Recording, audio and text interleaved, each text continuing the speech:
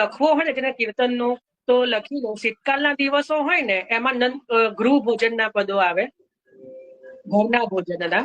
આપના માટે બધા જ માટે છે, બધા જ માટે. કયા ગૃહ આવે શીતકાલ પછી? હા, હું લખાઈ દઉં. આપ બધા માટે છે. આપ ખાલી મ્યુટ કરજો કારણ કે અવાજનો ઇકો પડશે. જો હું તિથિ અનુસાર લખાઈ દઉં છું. જેને પણ ઈચ્છા હોય એ લખી લો, કારણ કે કીર્તન તો કીધું ને કે પેલું એ છે આપણું દુખતી નસે.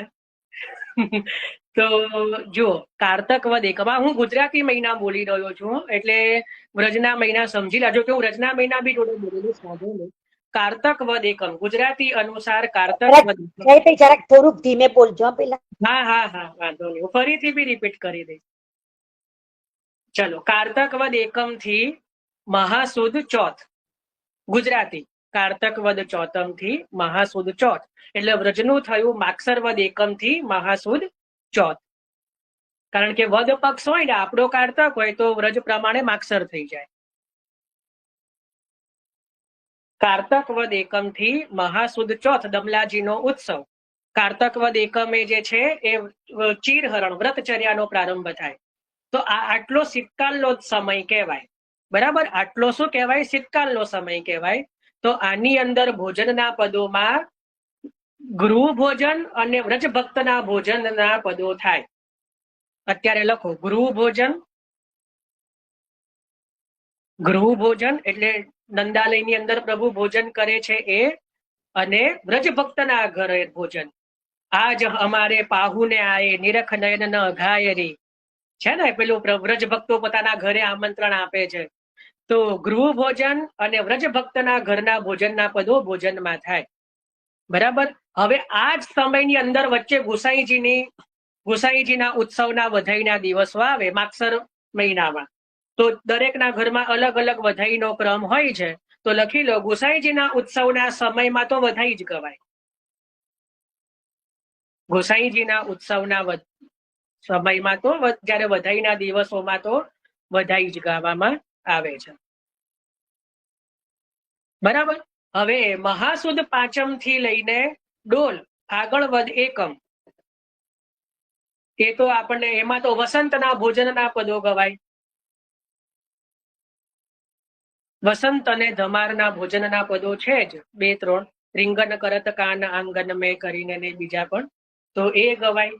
બરાબર, એ તો બધા સોર્ટેડ છે.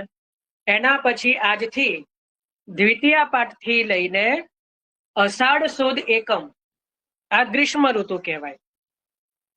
ફાગણ વદ બીજ એટલે દ્વિતીય પાઠથી લઈને રથયાત્રા સુધી જ લખો, રથયાત્રાના દિવસ સુધી ગ્રીષ્મ ઋતુ કહેવાય. તો આની અંદર જે છે એ છાકના અને કુંજ ભોજનના પદો થાય. છાકના અને કુંજ ભોજન. આજ મીઠો મદન ગોપાલ, આજ દધી મીઠો મદન ગોપાલ છે ને. અને કુંજ ભોજનમાં પણ જે છે કે દેવ જેવત દો એક હી થાર, તો કુંજ ભોજન અને જે છે એ છાકના પદો આ ઉષ્ણકાલમાં થાય. હવે આ જ સમયની અંદર મહાપ્રભુજીનો ઉત્સવ આવે. આ જે મેં તિથિ લખાઈ દ્વિતીય પાઠથી લઈને રથયાત્રા, એમાં વચ્ચે ચૈત્ર મહિનામાં શ્રી મહાપ્રભુજીનો ઉત્સવ આવે. તો મહાપ્રભુજીના ઉત્સવની વધાઈ જ્યારથી બેસે ત્યારથી વધાઈ જ ગવાય ઉત્સવ સુધી.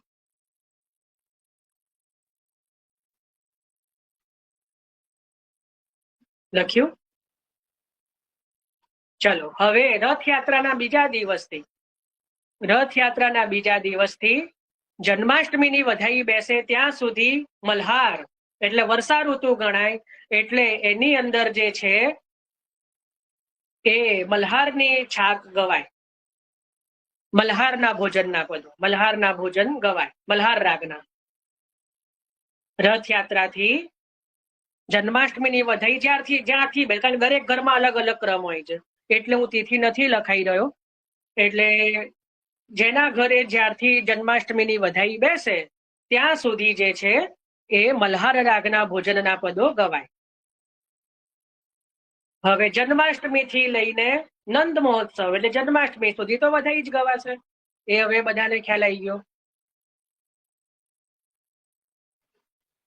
હવે નંદ મહોત્સવ પછી નંદ મહોત્સવ થી લઈને દાન એકાદશીના આગલા દિવસ સુધી ભાદરવા સુદ દસમ એટલે શ્રાવણ વદ દસમ થી ભાદરવા સુદ દસમ ગુજરાતી મહિનો શ્રાવણ વદ દસમ થી એટલે નંદ મહોત્સવના બીજા દિવસથી દાન એકાદશીના આગલા દિવસ સુધી બાળ લીલામાં નંદ ભવનના એટલે પોતાના ગૃહ ભોજનના પદો ગવાય કે જેમાં જશોદાજી પ્રભુને ભોજન આરોગાવી રહ્યા છે.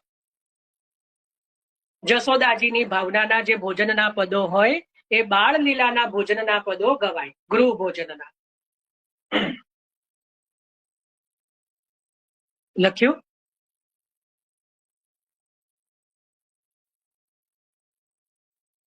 હવે દાન એકાદશી ભાદરવા સુદ 11 થી લઈને જ્યાં સુધી ગોવર્ધન લીલાનો પ્રારંભ ન થાય જ્યાં સુધી ગોવર્ધન લીલાનો પ્રારંભ થાય ત્યાં સુધી છાકના પદો આવે પાછા દાનના દિવસોમાં.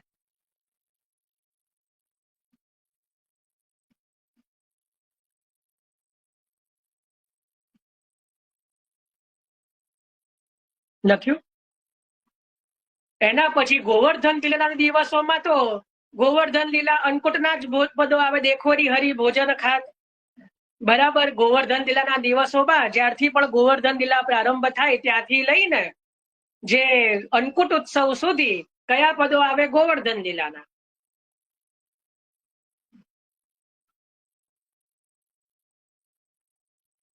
ખ્યાલ આવ્યો? અને પછી પાછા જે ઇન્દ્રમાન ભંગના જે પદોથી જે છે યમ દ્વિતીયાથી લઈને પ્રબોધિની સુધી પાછા જે નિત્યના છાકના કીર્તનો ગઈ શકાય અને એના પછી પાછો શીતકાલ આવી જાય. આખું વરસ આવી ગયું.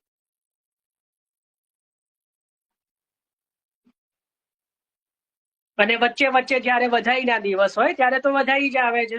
હવે આપણને સમજ પડી ગઈ છે તો વધાઈ ના આવે. તો આખા વર્ષનો ક્રમ આવી ગયો.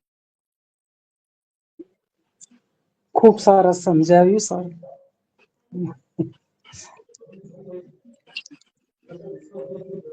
બાળ લીલાનું ફરી બોલો ને જયભાઈ, સહેજ મારે બાળ લીલામાં ગૃહ ભોજનમાં જશોદાજીની ભાવનાના પદો આવે. જશોદાજીની જશોદા સુતહી જીમાવત જશોદા મૈયા. જશોદા જે ગૃહ ભોજનમાં જશોદાજી પ્રભુને ભોજન કરાવી રહ્યા છે એ પદો. ભાઈ માઇક નોટ કરી દેજો.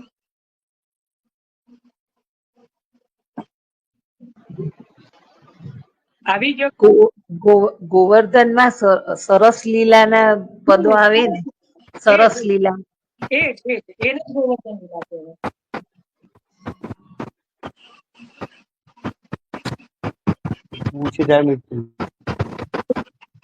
માઇક મ્યુટ કરી દો તૃપ્તિબેન. મારે પૂછવું છે અન્નકૂટ થી તમે જે કીધું ને, હું નામ બોલું છું. હા સોરી. અત્યારે બીજા કોઈ વૈષ્ણવને કઈ બરાબર આમાં ખ્યાલ આવી ગયો? હા, સરસ સમજાવ્યું. બહુ સરસ ખ્યાલ આવ્યો. ચલો હવે 1 by 1 પ્રશ્નો લઈએ છે. આકાંક્ષાબેન. જયભાઈ, આ જે ગૃહ ભોજન ના પદ આપે કયા ને, જેમાં જેવત કાનનંદ જુકી કન્યા ને એ જે કીર્તન છે એ લાઈક અમારા પુસ્તકમાં શીતકાલ ભોજન કે પદ એની અંડર આપેલા છે. તો એ જ પદ પછી આ નંદ મહોત્સવ થી દાન એકાદશી સુધી આવશે? હા, પણ એમાં અંગીઠી વાળાને પદો નહીં લેવાના. અચ્છા, એમાં લાલકો મીઠી ખીર ભાવે અને જો ભાવે સુતહી જીમાવત જશોદા મૈયા. હા, એટલે એ જે ભોજન હમણાં શીતકાલ ભોજનમાં આપેલા છે એ જ નંદ મહોત્સવ વખતે આવશે. અને આ દ્વિતીય પાઠથી હવે આપણે ખંડિતાના પણ લઈ શકીશું ને? હા, ખંડિતા એટલે ઉષ્ણકાલ ખંડિતાના આપણે સમજો નહીં. ભોજન ના, ભોજનમાં નહીં. આપે જે કીર્તનનો ક્રમ હમણાં આ ભોજનના પદ પહેલા કહ્યું હતું ને કે કયા કયા હવે ચાલુ થશે એમ, જે રીતે આપણે કહ્યું ફૂલ મંડળીના નિત્યના. એ અત્યારે નથી આવતા. અત્યારે તો આવત કુંજ તે પહો પરી એ મંગલામાં ને બધા તો કુંજના જ પદો આવે છે. ઉષ્ણકાલની ખંડિતાના પદો સુહા સુધરાઈ એ સ્નાન યાત્રા પછી આવે છે. ના, જે ભૈરવ ને બિભાસમાં રામકલીમાં બધામાં હોય છે ના, એ નહીં. ગુજરાતમાં જ આવે છે. ઉષ્ણ ખંડિતાના હમણાં નહીં આવે, એટલે ના, હમણાં ખાલી ખંડિતા છે ને સ્નાન યાત્રા પછી આવે. અચ્છા, ઠીક છે. હા, ઓકે. ભલે. જય શ્રી કૃષ્ણ. જય શ્રી કૃષ્ણ. તો બી ઘરનો ક્રમ જોઈ લેવો. જો આપણા ઘરે પ્રણાલિકામાં હોય તો પછી એટલે અમારા ત્યાં તો મેં જ્યાં સુધી મારું અધ્યયન છે નથી લેવાતા એટલા માટે. હા હા, ઓકે, હું એક વખત ચેક કરી લઈશ. હા. હા. અચ્છા. સ્મિતાબેન. ગોવર્ધન લીલાના પદો પછી કયા કીધા તમે? એટલે કે એ સરસ લીલાના જે પદો હોય, ગોવર્ધન લીલાના પદો હોય ને એ બધા. હા હા હા, એના પછી કઈ આવશે? એના લાસ્ટ પછી તમે બોલ્યા છાક ચાકના. હા, ઇન્દ્રમાન ભંગ થી લઈને પ્રબોધિની સુધી છાકના. ચાલો, જે કે ગજ્જર કરીને કોઈ છે. જય શ્રી કૃષ્ણ. જય શ્રી કૃષ્ણ. હા, શીતકાલમાં ખંડિતાના પદ આવે ક્યારે આવે? મંગલામાં. મંગલામાં. પ્રબોધિની થી લઈને મહાસુદ ચોથ, વસંતના આગલા સુધી. ઓકે, થેન્ક ચલો, તૃપ્તિબેન. ના, બસ મારે એ જ પૂછ્યું હતું. જય શ્રી કૃષ્ણ. અસ્મિતાએ જે પૂછ્યું હતું ને, મને એ જ ડાઉટ હતો. મેં પછી ક્લિયર લખી લીધું ઈ. હા, વાંધો નહીં. હા. જય શ્રી કૃષ્ણ. જય શ્રી કૃષ્ણ. મહેન્દ્રભાઈ. જય શ્રી કૃષ્ણ. જય શ્રી કૃષ્ણ. ભાઈ, મારે હમણાં એક બેને આપને પૂછ્યું ને ઇન્દ્રમાન ભંગ સુધીના, એ જ મારે પૂછવાનું હતું. એ તો એ બેને પૂછ્યું એટલે આવી ગયું. વાંધો નહીં. સુનો. હા, ભારતીબેન. જય શ્રી કૃષ્ણ. જય શ્રી કૃષ્ણ. ભારતીબેન.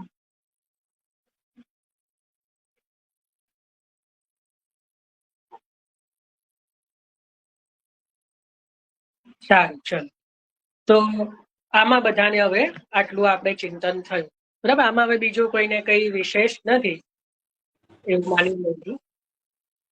હા, બોલો દીપાલીબેન. હા, જય શ્રી કૃષ્ણ. જયભાઈ, ખાલી મારે એ જ કેવું હતું કે જે આપણે અક્ષય તૃતીયા ચંદન ધરવાનું શરૂ થાય ને ત્યારથી ઉસીર શાકના પદ ને હા હા, એ ત્યારથી જ ઉસીર ના આવે છે ને? ઉશેરના, હા, ઉશેરના તો ગ્રીષ્મ ઋતુ. જયભાઈ, જય શ્રી કૃષ્ણ. જય શ્રી કૃષ્ણ. હા, આપણે ચિત્ર સ્વરૂપ હોય એના વસ્ત્રો માટે આપે કહ્યું કે ઠાડું વસ્ત્ર એટલે પેલું આપણે જે ઉપરનું જે ધરીએ છે એ ઠાડું વસ્ત્ર જ કહેવાય ને? હા હા, જે તમે પીઠિકાને ધરો ને ચોરસ વસ્ત્ર, હા, જે ચોરસ વસ્ત્ર હા, એને હા. ઠાડું વસ્ત્ર ભાવ કહેવાય ને. ઠાડું અને પેલા ફૂલ શિંગારનું સ્વરૂપ છે 56 ભોગનું, તો પછી એમાં તો તન્યો ને એ બધું કશું ધરતી જ નથી. ના, ધરવાનું હોય પણ નહીં. જો હું તમને બહુ એ કહું, ચિત્રજીની સેવા જ એટલા માટે પ્રારંભ કરું. જો તમે એક બહુ તમને મજાની વાત કહું, કોઈને હા. હું જાણી દઉં, જો તમારા માટે નથી, બધા માટે છે. ના, જો ના. એના માટે નથી કરતો, તમને મૂળ ક્રમ કહી રહ્યો છું. હમ. મહાપ્રભુ, આપ મ્યુટ કર દો. હા. જો મહાપ્રભુજી કે ગુસાઈજીના 84 કે 252 ભગવદીઓમાં ક્યાંય કોઈને ચિત્રજીની સેવા પધરાવવામાં આવી નહોતી. તમે જોઈ લો, કોઈ પણ એક વાર્તાજી મને કાઢીને આપો કે આમાં ચિત્રજી નથી પધરાયા ક્યાંય પણ. હવે એ સમયે ચિત્રજી નહોતા એવું કોઈ કરે તો તમારે રસખાનજીના વાર્તાજી જોઈ લેવા. રસખાનજીને પણ આસક્તિ શ્રી ગોવર્ધનનાથજીના ચિત્રજી જોઈને જ થયેલી. એટલે શ્રીનાથજીના ચિત્રો તો ત્યારે પણ બિરાજતા હતા, એ સ્પષ્ટ થઈ જાય. કારણ કે રસખાનજીને પણ શ્રીનાથજીનું ચિત્રજી જયારે બતાવવામાં આવ્યું, પછી ચિત્રજી લઈ લઈને જ રસખાનજી બધે ગયા છે કે મારે આ મહેબૂબના દર્શન કરવા છે, બરાબર. પણ મહાપ્રભુજી કે ગુસાઈજીએ કોઈના પણ માથે ચિત્રજીની સેવા પધરાઈ નથી. ચિત્રજીની સેવાનો ક્રમ છે ને શ્રી ગોકુલનાથજીના સમયથી પ્રારંભ થયો. શ્રી ગોકુલનાથજીએ કર્યો. એનું કારણ એ હતું, બે વસ્તુ થઈ. એક તો એ સમયથી બધા મન મર્યાદ લેવા માંડ્યા. ગોકુલનાથજીએ જોયું કે હવે સખડી ભોગમાં શિથિલતાઈ, બધા મન મર્યાદ એટલે બધા મન માન્યા પ્રમાણે ભોગની આજ્ઞા લેવા માંડ્યા કે અમારી તરી સખડી નહીં પહોંચાય, અમારા તે અનસખડી થશે, દૂધઘર થશે. એક તો મન મર્યાદ થઈ, અને બીજું અપરસ ધીરે ધીરે ધીરે ઓછી થવા માંડી, અપરસનો ક્રમ. કે જે ઘરે ઘરે અટકાવ હોય સ્ત્રીજનોનો એ પડાવવા નહોતો મળ્યો. સૂતક વૃદ્ધિમાં અડાઅડ ચાલુ થઈ ગઈ. એટલે ગોકુલનાથજીએ ભવિષ્યનો વિચાર કરીને મુખ્ય એટલે સ્વરૂપને શ્રમ વધારે પેલું એમાં એ થાય એટલા માટે સ્વરૂપની જગ્યાએ ચિત્રજીનો ક્રમ પ્રારંભ કર્યો. અને ત્રીજી વસ્તુ, કદાચ સમયનો અભાવ. શ્રી ગોકુલનાથજીએ 500 વર્ષ પછીનું પણ દ્રશ્ય જોયું કે હવેના ધીરે ધીરે લોકોમાં સમયનો અભાવ આવવા માંડશે.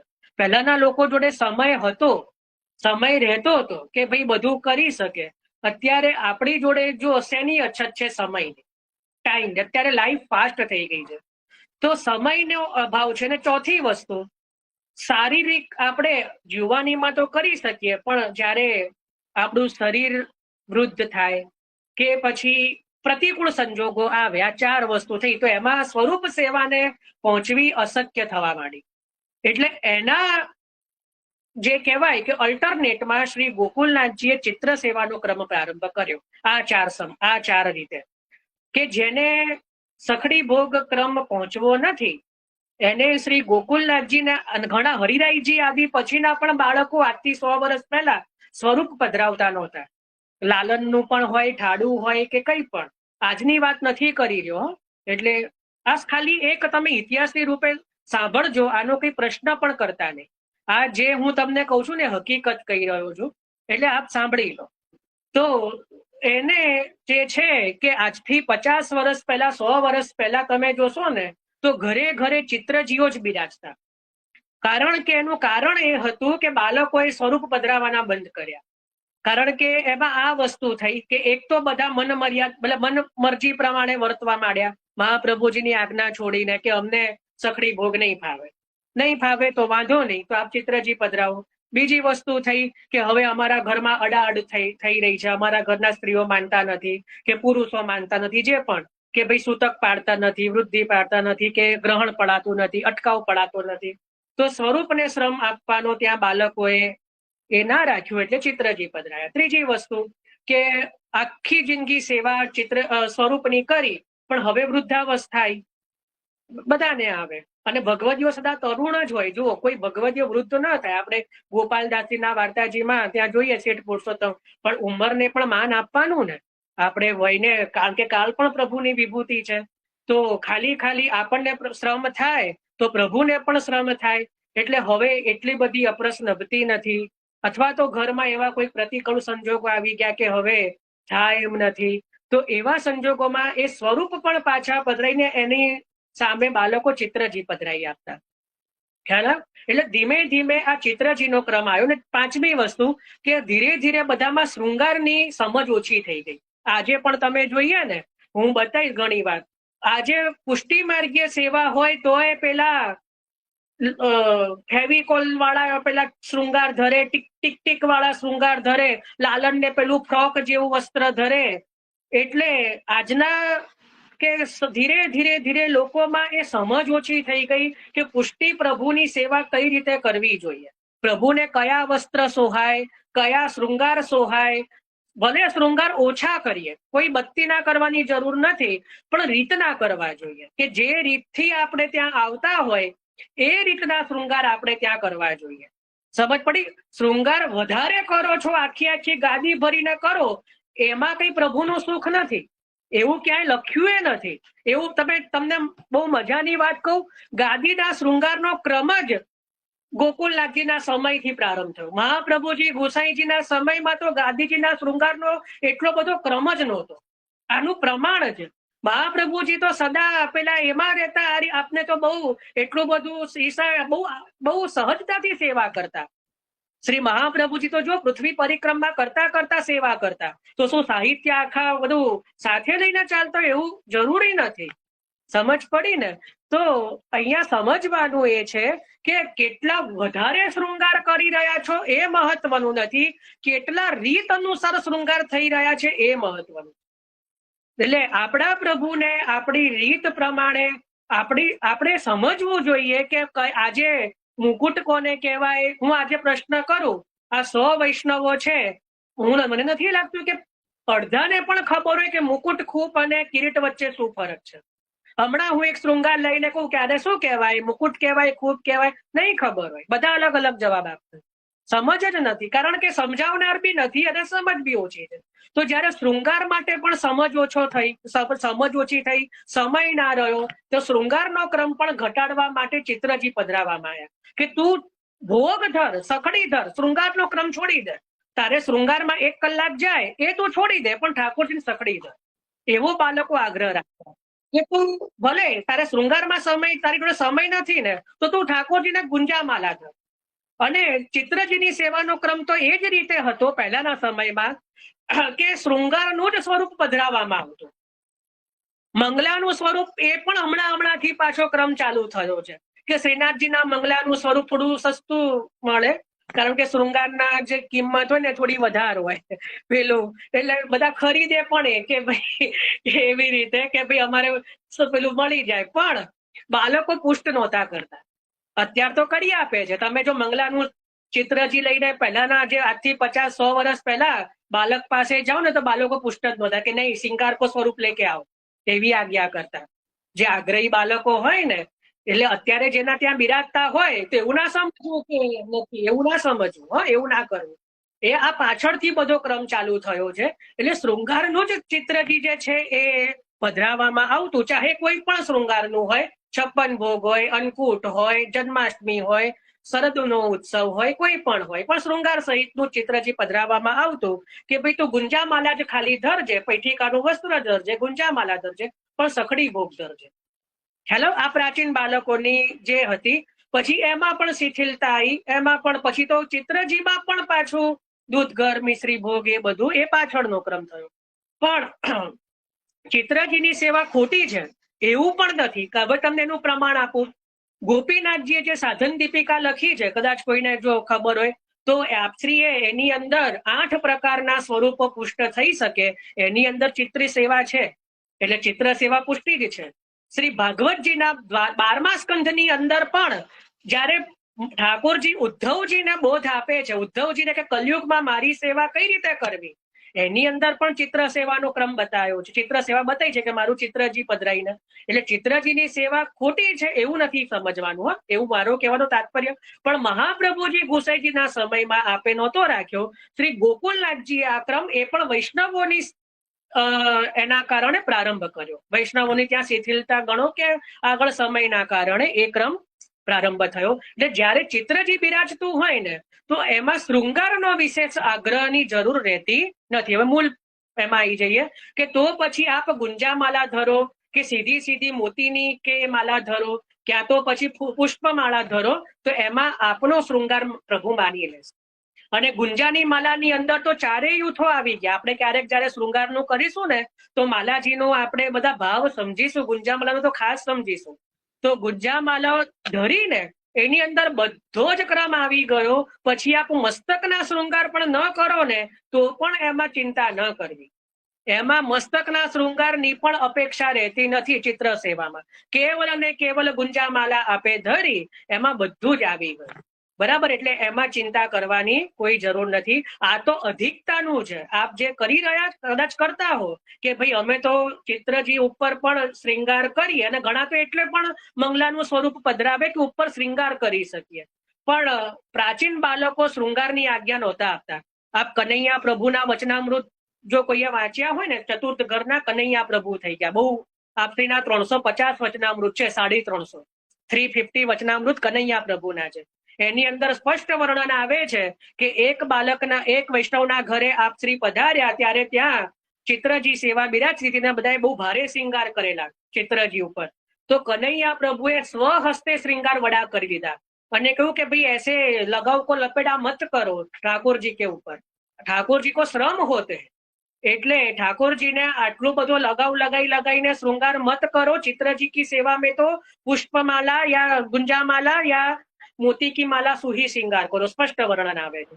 અને વ્રજભૂષણ લાલજી મહારાજ કાંકરોલી વાળા જે અત્યારે વાગીશ બાવા, એમના દાદા વ્રજભૂષણ લાલજી બડે સરકાર શ્રી, આપશ્રીના પણ વચનામૃતની અંદર સ્પષ્ટ આવે છે કે ચિત્રજીની સેવા જેવના માથે પધરાવીને સ્પષ્ટ કહેતા કે લગાવના લપેડા ન કરતો, આવું સ્પષ્ટ આવે છે કે લગાવ ના લગાવતો, તારા ચિત્રજી ઉપર જો એક પણ લગાવ મેં જોયો ને તો કે તારી ખેર નથી, આવી આજ્ઞા કરતા કે લગાવ લગાઈ કે શૃંગાર મત કરો, આપ સીધે સીધે માલાજી કો શૃંગાર કરો. તો ચિત્રજીમાં તો ખરેખર એ જ ક્રમ છે કે કોઈ મસ્તક આદિના કે કોઈ પણ શ્રી અંગના શૃંગાર કરવાનો ક્રમ હોતો જ નથી. છતાં પણ જો આપણા હવે તો જો કે આજ્ઞા આપે છે ને, હવે તો કારણ કે કરી રહે અત્યારના કરે છે એ જ મોટી વાત છે, એટલે હવે બહુ માથાકૂટોમાં કોઈ પડતું નથી, એટલે કરવું હોય તો કરો, પણ આજ્ઞા નહોતી પહેલાના સમયમાં. શ્રીઅંગ ઉપર લગાવ લગાઈને અત્યારે તો ખાસ સ્પેશિયલ ઘણા લોકો વિડીયો બનાવે કે ચિત્રજીના શૃંગાર આમ કરવા. અલા ભાઈ, તારે એમ જ કરવા છે તો સ્વરૂપ જ પધરાઈ ને. શું કામ તું ચિત્રજી ઉપર બધા એક્સપેરિમેન્ટ કરી રહ્યો છે? તારે આટલું સ્વરૂપ વચ્ચે શૃંગાર કરવા છે તો સ્વરૂપ જ પધરાઈ લે. તારે શું કામ ચિત્રજીને પાછું એવું આમ શૃંગાર કરીને પાછો વિડીયો બતાવે કે ચિત્રજીના શૃંગાર કરવાની રીત? એટલે એટલું બધું અત્યારે બધાને પોતાની કલાકારી બતાવવાનું પેલી ઘેલછા હોય છે કે સ્વરૂપ ના પધરાવે, ચિત્રજીની ઉપર સ્વરૂપની જેમ શૃંગાર કરે. એટલે શૃંગાર સુંદર કરે, પણ તારે એટલું જ બધું છે તો સ્વરૂપ જ પધરાઈ લે. અત્યારે તો બધું અવેલેબલ છે. પહેલાના સમયમાં તો સ્વરૂપો મળતા જ નહોતા. સ્વરૂપો બહુ શ્રીનાથજી ગયા હોય કે ક્યાંક જ મળતા, એટલે સ્વરૂપો પણ બહુ રેર મળતા. હવે તો જેટલા જોઈએ એટલા મળે છે, જેવા જોઈએ એવા મળે છે. તો એટલે એ પણ છે કે પ્રાચીન બાળકોનું જો તમે ધ્યાનથી અભ્યાસ કરીએ બાળકોના આગ્રહનો, તો આ રીતે હતો. ખ્યાલ આવ્યો? તો આમ તો જે ચિત્રજીની સેવાનો ક્રમ આ જ રીતે હોય છે કે પીઠિકાનું વસ્ત્ર અને માલાજી, આટલો જ ક્રમ હોય છે. પછી આગળ તો જે રીતે આપના ગુરુ ઘરનો ક્રમ હોય કે જે રીતે આજ્ઞા હોય એ પ્રમાણે કરવું. ચલો, હવે આમાં બહુ પ્રશ્ન ન કરશો, કારણ કે આની અંદર જે છે મેં પહેલા જ કીધું કે ખાલી સાંભળજો એમ. ચલો, આમાં ભારતીબેન.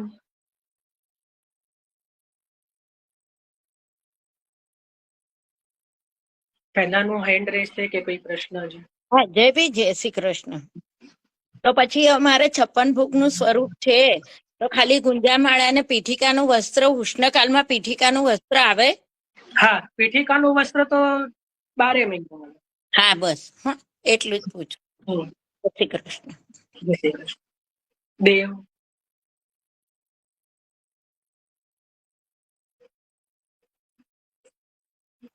હા, મૂળ તો આપણે કોઈ મંદિરના, ગ્વાલ મંદિરના પણ દર્શન કરીએ ને તો મૂળ રાસનું સ્વરૂપ ના દર્શન થાય. મૂળ તો મેં જોયેલા છે, બધી મોસ્ટ ઓફ જગ્યાએ રાસના સ્વરૂપો જ દર્શન થાય વૈષ્ણવોને ત્યાં પધરાયા હોય એવા. જયવંતિકાબેન. પહેલાનો જ છે રેસ કરેલો, બીજો પ્રશ્ન નથી. જય શ્રી કૃષ્ણ. ચાલો, હા, ચલો, તો આમાં આટલું આપણને આજે આપણે સમજ્યા, બરાબર? હવે આપણે પ્રશ્નો પર આવી જઈએ જે વૈષ્ણવ હતા, કારણ કે રહી જાય છે. આજે પણ સમય તો થઈ ચૂક્યો છે, પણ કઈ નહીં. ચલો, દીપાલીબેન, આપનો પ્રશ્ન હતો ને? હા, ભાઈ, મારો એ પ્રશ્ન હતો વાર્તા પ્રસંગમાં કે શ્રી મહાપ્રભુજીને એ વખતે એમને એવું કીધું કે ફરાહાળ મળ્યો નહોતો, એટલે મારો એ પ્રશ્ન હતો કે એ વખતે એ વ્રતમાં બી મહાપ્રભુજી ફરાહાળ જ ધરતા હતા ઠાકોરજીને? જો, સુંદર. હા, સુંદર. હવે શ્રી મહાપ્રભુજીની આપણે જીવન ચરિત્રનું ચિંતન કરીએ. મહાપ્રભુજી છે ને અપરિગ્રહ, એટલે કોઈ પણ વસ્તુનો સંગ્રહ આપશ્રી કરતા નહોતા. આવા ઘણા બાળકો થઈ ગયા હો. અમારા ઘરમાં પણ હજી આ 100 જ વર્ષ પહેલા એક બાળક એવા થઈ ગયા, શ્રી ગિરધરલાલજી કરીને, કે એ પણ એવું કે જેટલી પણ ભંડારમાં સામગ્રી આજે હોય ને બધી જ ધરી દેવાની. કાલે નંદ મહોત્સવ પણ હોય તો કદાચ પ્રભુ મિશ્રી જ આરોગે, પણ આજે જેટલું પણ હોય ને કશી વસ્તુનો સંગ્રહ ન કરવો. મહાપ્રભુજીને પણ એક નિયમ હતો કે અપરિગ્રહ. અપરિગ્રહ એટલે કોઈ વસ્તુનો સંગ્રહ ન કરવો.